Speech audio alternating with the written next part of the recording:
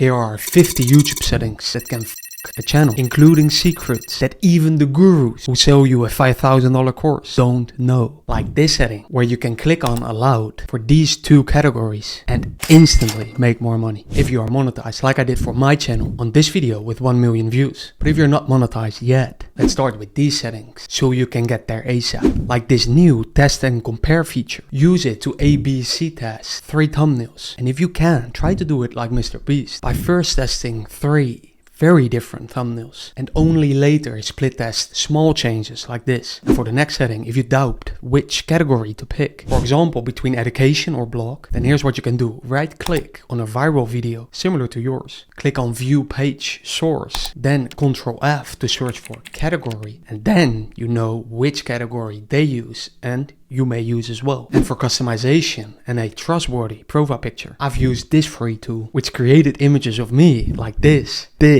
and even this. When I record this, you can create 400 images for free per month, which is crazy. If you want to know 72 other free tools that I use without affiliate links or sponsored BS, then you can access the free sheet below. And for the next setting, create a strategic layout for your channel homepage like Imangazzi, who has put an emotionally triggering video on top, which is above all very relatable to young men, which is his main audience. After all, the idea of giving back to your mother is very dominant in young men and inspiring to many. Which brings me to playlists. Always add your video when uploading to a playlist. It's just another extra opportunity to be shown in the search results by the algorithm, especially if you use the keywords in the title and description of the playlist from the secret keyword research that I show later in this video. Because remember, YouTube, just like Google, is a search engine. And go to this page to actually see how many views your playlist gets. And then use this setting to add your playlist on your homepage. And a quick tip here, if you have appeared on podcasts on other channels, you can actually add those videos from other channels into one playlist called, for example, podcast appearances, and show that playlist on your homepage, which obviously adds authority when people open your channel. And did you know that you can also embed these playlists, for example, on your website? And when it comes to your video watermark, just don't use it. I mean, have you ever clicked on one to subscribe? And also it covers a part of your video that now people can't see. Talking about that, prevent that your captions or graphics are covered by their user interface, like the comment button or like button or subscribe button, especially on short form video. You can use this overlay and send it to your editor. I will add a link below where you can access it for free. If your video is a short, this is the secret. How you can get those custom thumbnails on your shorts. Because yes, YouTube still doesn't have the feature. Here's what you do. You want to add your custom thumbnail, not as the first frame, but the first 2 frames of the video when editing. And then when you upload your short, manually drag the slider of the video to the beginning and your custom thumbnail will show, giving you a much higher chance to go viral. For lots of reasons, especially because no one is doing this. And so far, if you found this video helpful, comment the word gold below, which can increase the comment to view ratio on this video, which is another nugget many people don't know. Just like number 12, the recently updated inspiration tab, which I think is very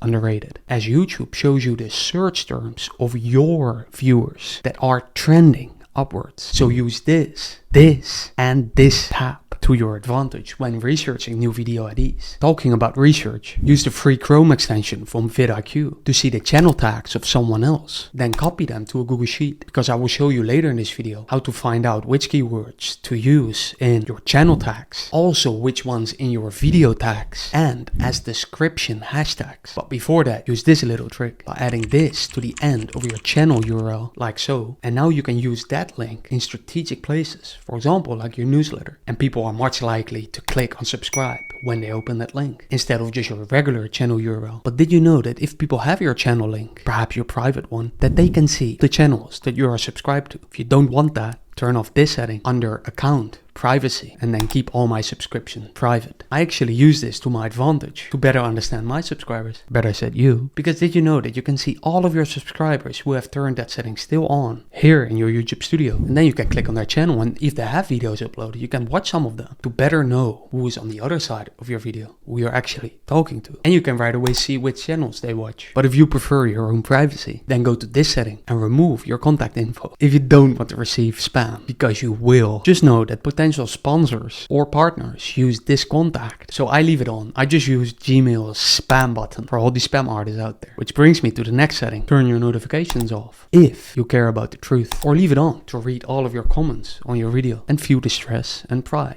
that comes with it. I turn it off because reading opinions leads me further from the truth, not closer. And to get you closer to more views, change this in your channel defaults, unless you make content specifically for kids. Because YouTube won't allow comments, will target young children and show limited ads on these videos, hurting your views and revenue. And now that we are in the channel defaults, change these settings as well to save yourself time. Leave your currency on USD until you go through the monetization process. Why? Even though I don't have proof that YouTube will show your videos to more of a US audience, there can only be an upside to leaving this on USD. Just make sure you change it to the actual currency before you apply for AdSense. The same applies for this setting, your country of residence. Change it to your country if that's the country you want to target. But if it's the US and you don't live there, then leave it empty until you go through the monetization process. Because then it needs to be filled and correct. And for the next setting, just allow viewers to clip your content. I mean, why not? I see it as free promotion. And obviously, thumbnails are a must to get more views. So make sure you verify your phone number in the feature eligibility. I also do think that it plays a role in the YouTube algorithm and that they deprioritize accounts that are not verified. But that's just a little conspiracy. But adding hashtags to your video descriptions is not. I've noticed more than once that they are effective in getting you more views. So I did hashtag research on YouTube. Yes, very few people do this. So here's what I do. I look for videos that show up under a hashtag with a very high video count. And then if I do think that those videos under that hashtag that I want to use are similar to the one that I want to post, then I add them to the sheet that I talked about earlier. And I've seen videos with 3 hashtags perform the best. So generally I pick 2 big hashtags with lots of videos using it. For instance, hashtag marketing and hashtag content creator. And then if I can find one smaller, very niched hashtag like multi-potentialite, I won't explain what it means, just Google it if you're interested. And as mentioned earlier, here's what I personally do to find the best keywords to use as hashtags or channel tags or video tags or keywords in the video title or description. And for those who think it is a waste of time, well, if YouTube gives you all of these options to put in keywords, do you really think it has no effect at all? Considering YouTube is from the search engine we all know, Google, where SEO is perhaps the most important thing to rank your website. I leave it up to you, but I rather spend 20 minutes finding high volume and relevant keywords that, by the way, I can also repurpose and use on other platforms. And I found that during this keyword research, I often come across new words that I never heard of before that are actually really relevant with what I talk about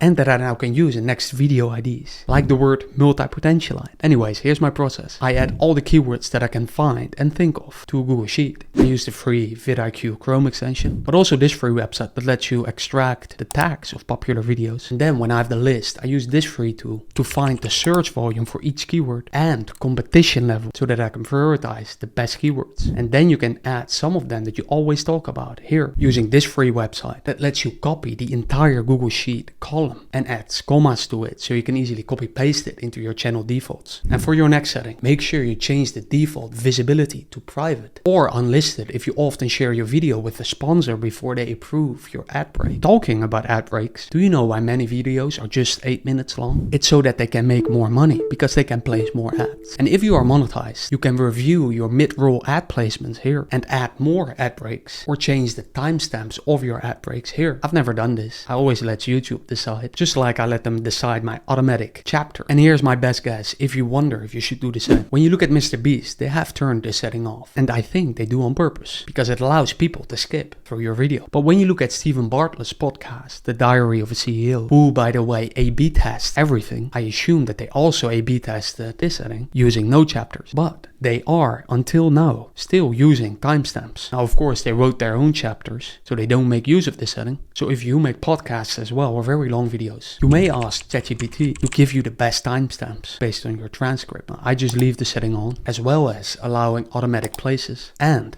automatic concepts. I recommend not overthinking these, as well as default language. If you create in English, I would always select English instead of English in one of the sub-countries, as YouTube's algorithm may narrow your reach. And for video license, if you're still small, you may use Creative Commons, as it makes it easier for others to use part of your videos in theirs. But if you're like Alex or Mosey, then you may keep as many rights as possible to prevent reputation damage. And even if you use the Creative Commons license, you still get notified here. And consider reviewing the this copyright section weekly or monthly to see if there are any new videos pop up, and if you want to claim a removal request if you think a channel used a part of your video unrightly. And then we have the YouTube analytics. I mean, I can make a whole video, even playlist, about how to look at your analytics so your channel blows up. But here are some important features already. When you click on advanced mode, you can export your stats, so you can import them in Google Sheets and analyze them there, which I prefer for many reasons. And if you want to have free access to the automated dashboard that I'm working on, I will share it in our group chat when ready. But our WhatsApp group is only for serious creators. And if you are serious about finding the best time to upload your video, go to the audience tab to find out your best times to post if you have enough data. And then I recommend posting 1 hour before your peak hours begin and checking these stats once a month, or better, just before every upload, so you know the best time to post for that day. And check this hidden setting that you can only change before your video goes public. I've tried turning this off once, and when I did, the video got way less views, which makes sense because a lot of views come from your subscribers, at least within the first few hours. But of course, 1 is not a large enough data set to conclude an experiment. So as always, find out yourself. Generally speaking though, you only want to experiment turning this off if you are switching a lot from topics on your channel. And if you also change your video category often and often use education, I make sure that I leave academic level and these other settings on none to prevent again a narrower reach, like your video location. Now, I don't have evidence that changing your video location to the US makes YouTube show your video to more US viewers, but it could make sense. Again, the best way to find out is try yourself and looking at your demographics in your analytics after posting. And of course, don't forget to tick this box if you get sponsored, because you can get punished if you don't. The same applies for altered content. And if you're unsure if, for example, your 11 Labs voiceover falls under this category, then you can ask the creator support chat if you have the option available. I do. What you for sure have access to is the audio library with copyright-free access to music and sound effects. And I would always postpone paying for tools like Epidemic Sound as long as possible. Again, I will put a link to my Google Sheet with all the 73 free but mostly unknown tools that I use myself. And before I show you one of YouTube's most effective settings, first, if you are monetized, turn on mid-roll ads here on default so you can actually afford pay tools, and check your status under ad suitability. Make sure it says this. And if you have a Shopify store like Ali Abdal, then start using the shopping feature to show your products like this. And even more importantly, you get the option available in your analytics to see how your links are performing like this. And then the one major setting to always turn on are end screens. And here's very practically how I think at this moment you can implement them best. Use 1 to 3 sentences at the end of your video to make your viewer curious about this next one, and use that as the only call to action at the end of your video if your goal is to get more views. And yes, that means that your video stops abruptly, which is good because there's lower drop off. And if you prefer more privacy and prevent future sponsors from giving you lower rates, then I would turn this setting off. And if you have separated your personal from your brand YouTube channel for privacy, then set your default channel here for convenience. And for this setting, short remixing, I always leave it on. I mean, why wouldn't you let other people promote your videos by turning them into shorts? And if your video is already a short, always add a related video here, or even better on your phone, as you can also select the thumbnail there. And for the related video, I prefer to link to another short instead of long form video that everyone recommends. Because I have never watched a long form video when I'm in a flow state of scrolling through YouTube shorts, but I would watch a similar short. And if you want to know how Mr. Beast can even do giveaways in his YouTube shorts and 6 other marketing techniques that I bet you didn't know, then watch this video